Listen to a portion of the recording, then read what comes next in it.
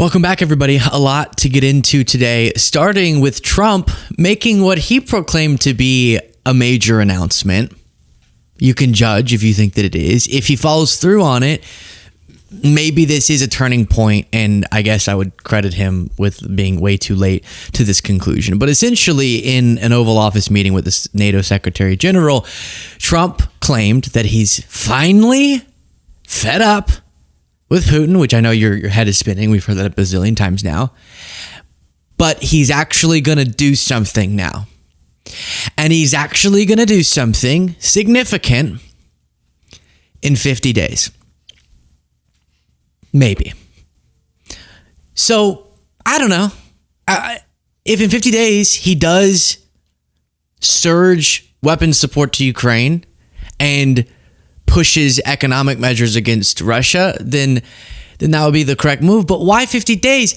2 months ago, he said he's going to make his decisions on sanctions in 2 weeks. So, 2 weeks. Yeah, that. So this is a little bit weak. But again, something he proclaimed to be a major announcement. And my hope is that he is actually realizing that he's not buddies with Putin. Let me unmute this. One of the reasons that you're here today is to hear that we are very unhappy, I am, with Russia. But we'll discuss that maybe a different day. But we're very, very unhappy with them, and we're going to be doing very severe tariffs if we don't have a deal in 50 days. Tariffs at about 100%. You'd call them secondary tariffs. You know what that means.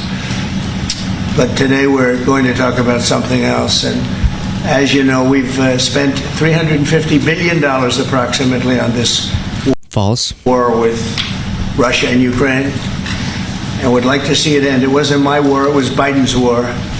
It's not my war. I'm trying to get you out of it. And we want to see it end. And I'm disappointed in President Putin because I thought we would have had a deal 2 months ago, but it doesn't seem to get there. So based on that, we're going to be doing secondary tariffs if we don't have a deal in 50 days. It's very simple. And they'll be at 100%. So everyone's rooting for. I saw some Ukrainian activists excited to see a tone shift, him actually giving a deadline. His deadlines are worthless, especially when he says tariffs. Other countries have learned that doesn't mean much because he'll flip on a dime. And it could represent, though, given how flip-floppy he is, that maybe he is flipping and will be more supportive of Ukraine, which is, of course, what we're rooting for. Now, the tariff thing is a little strange because it's not like we do a ton of trade with Russia.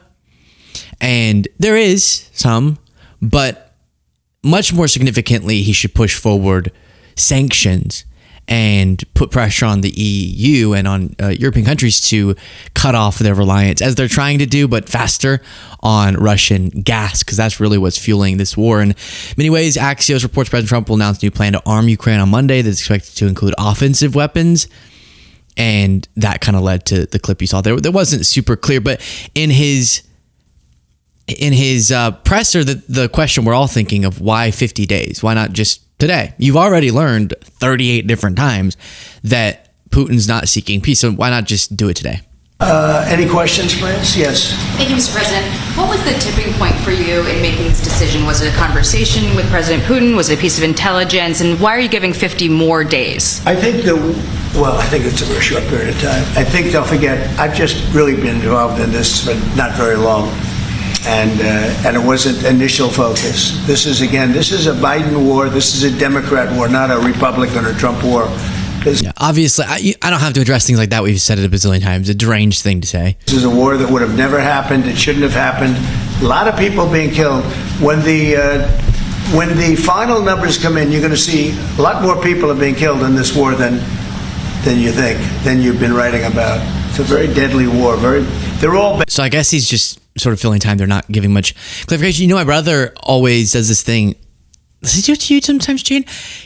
My brother's a very aggressive guy in a good way, but so he'll get all this pent up energy, and the way that he gets it out is going right next to your face and almost punching you.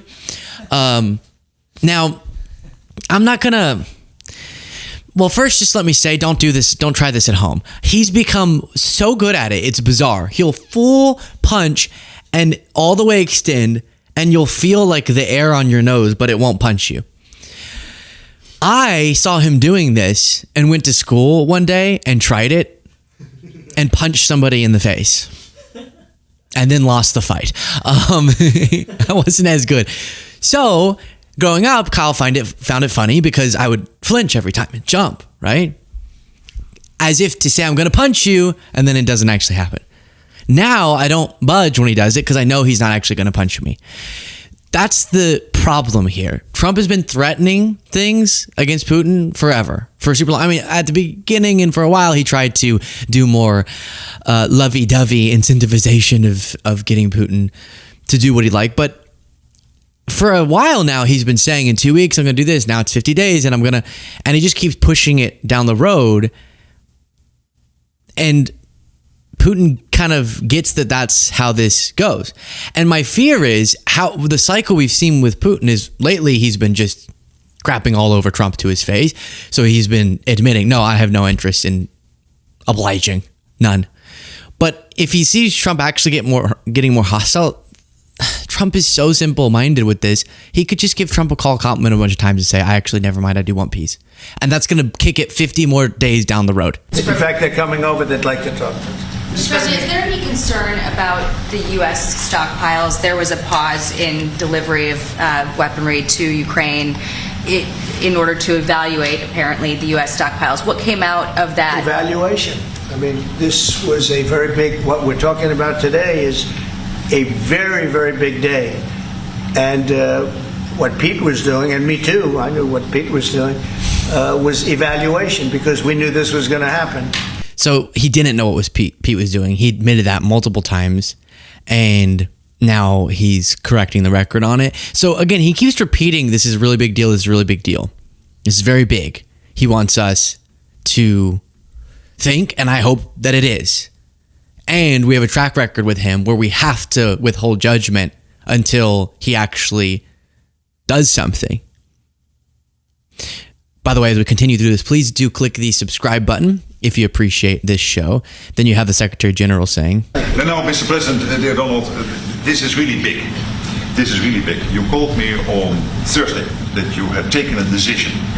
And the decision is that you want Ukraine what it needs to have to maintain, to be able to defend itself against Russia, but you do want the Europeans to pay for it, which is totally logical. And this is building on the tremendous success of the NATO summit. The 5%, but also the... Sorry, now every time I see this Mark Ruddy guy, I'm skeptical. He's the one who said that Trump is like a daddy who has to get his kids in line. You're my daddy. That's what that came from. So now I'm just thinking, what are you up to, Mark? But I guess Trump's saying he wants... this is what's so difficult. You can't say I have a major announcement. It's going to be huge. It's going to be groundbreaking and ground shaking, which is how a Fox News host defined it, and then be so light and vague on the details. Are you saying you want Ukraine to be supported, but it needs to come from Europe? Well, then that's not you really taking a strong position. So what is Mark saying? You're my daddy. Come on. Come on, Mark.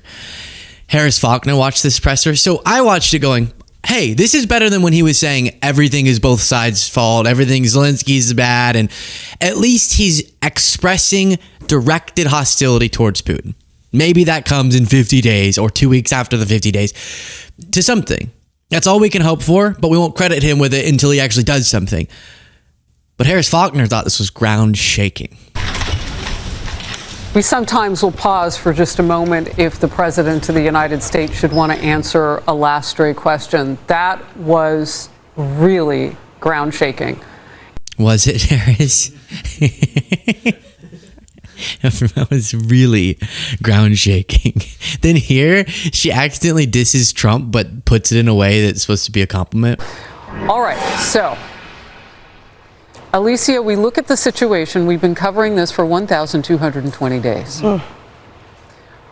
So the idea of Ukraine getting crushed and needing more is not specifically new, but President Trump ran in part on saying he would end this. How quickly, Harris? How quickly was he going to finish it? It's 157 days. It's not that long into his presidency, and he's given an ultimatum to a man he once described as having a good relationship with. Yes, absolutely. Ground shaking. If you saw this too, I always thinking about if someone stumbled across the show and this was their first time watching anything about American politics and going, what? That seemed huge. From the Oval Office, the U.S. president said 50 days, peace, or we're going to do something, baby. I can't tell you it'll be tariffs, but maybe something else. But what that something else is, you'll see in 2 weeks for 50 days. And it's going to be big. That would actually... If you had just stumbled across policy, you'd say that's a really big deal. Look at the U.S. president standing up to our adversary. But with him, especially when he's talking about tariffs, you can barely listen to what he's saying because it's going to change tomorrow. And he's been saying 2 weeks from now, I'm going to decide. 2 weeks. I'm going to decide, I promise, eventually on sanctions. And amid him having to passively admit that he got fooled, he insists he didn't get fooled by Putin. I speak to him a lot about getting this thing done. And I always hang up and say, well, that was a nice phone call. And then missiles are launched into Kiev or some other city. Kiev. I said, it's strange. And after that happens 3 or 4 times, you say, the talk doesn't mean anything. My conversations with him are always very pleasant. I say, isn't that a very lovely conversation? And then the missiles go off that night. I go home, I tell the First Lady, I spoke with Vladimir today. We had a wonderful conversation. She said, oh, really? Another city was just hit. So it's like, look, he's, I don't want to say he's an assassin, but he's a tough guy. It's been proven over the years. He's fooled a lot of people. He fooled Bush. He fooled a lot of people. He fooled Clinton, Bush, Obama, Biden. He didn't fool me, but he literally fooled you. You just explained how he fooled you. What a weird... You just explained how he fooled you, which was he would extend your backlash. He would delay your backlash by getting on calls with you, complimenting you, and saying that he wanted peace. And then that night, he would do the exact opposite of peace. What is that? The reason you haven't imposed stronger sanctions and supported Ukraine more, and you've actually pulled back on those things, is because you were being played by him. And that's why I think that came into his head, because he felt insecure as he was hearing him explain it. He's going, wait, that sounds like I got played. No. Obama is the one who got... Obama, sheets, Trump, javelins. Okay? He's the one who had that happen to me. Now, I am going to get into the next segment, what he referenced there with the anecdote of what brought him to this conclusion. So we'll get into that in just a second. Please do let me know your thoughts in the comments and make sure that you are a member by clicking the join button below.